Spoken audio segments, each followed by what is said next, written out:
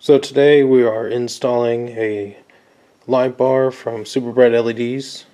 I'm replacing it with the one that came with the Cobalt workbench from Lowe's. As you can see here, this one's halogen, and I think this one from Super Bright LEDs would actually be brighter, be better. This is all the stuff it came with, which I'm not going to use, so I'm actually going to throw it away. The Super Bright one came with some mounting hardware.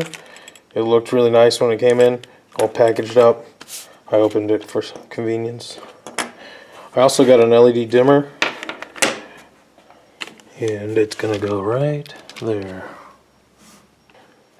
First, we got to make sure that the screws that they came in will fit the mounting brackets that I have here. They seem too small.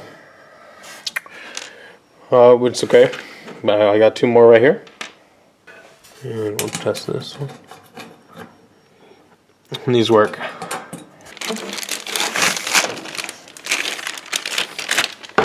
Now that we got everything out of the bag, I'm going to start installing them.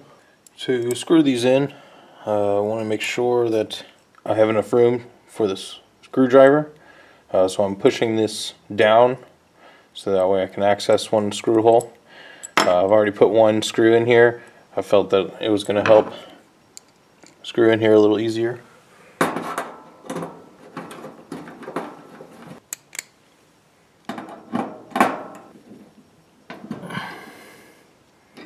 We don't need any of this other hardware that it came with it, because we're not going to use it.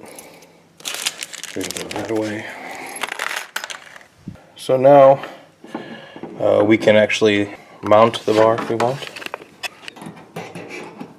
They have little hooks here, and they hook on to these ridges here on the side of the light bar. I'm going to put them as deep as possible. It's pretty easy, they just snap in. It seems really sturdy. I can angle it pretty nicely any way that I want to, which is why I got these specific mounts so I can angle it for best viewing area. Now that we got it mounted, we got to power it. So if you look here, we have a positive and negative wire, the black and red. On the CPS supply, here we have the pigtail. They go screw terminals here on the end here, and then it's clearly marked positive and negative, so we just match those up to which ones these are. It's best if you twist the ends on these, not to produce some fraying, which I already did here on the red one, if you can see it. Twist these up. Closed right now. They included a Super Bright LEDs screwdriver to help me with this. Small screw base. Very nice of them. The wire seems a little long, so I'm going to cut it. You can still get a connection even though the wire is shorter. I just didn't want any wires to be exposed.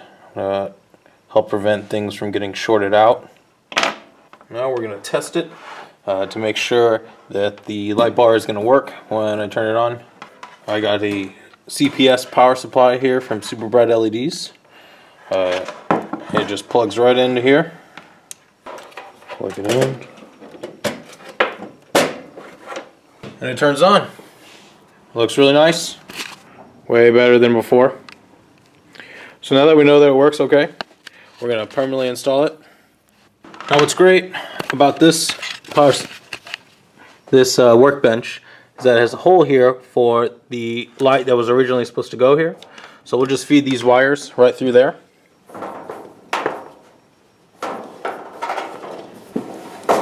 Feed it all the way through. This does not show the wire. You don't want to pull on it, because when you twist it, you want to be able to have a little give for the maximum space that you need it.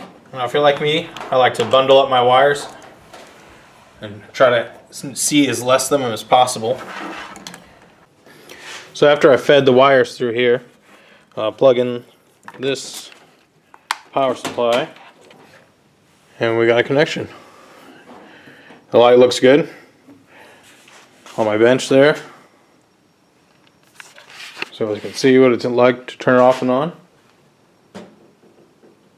Without it, with it. Oh, it definitely shows so much more. The light bar is nice. It's at the perfect angle to where it's not shining right in my face. I can angle it that way more.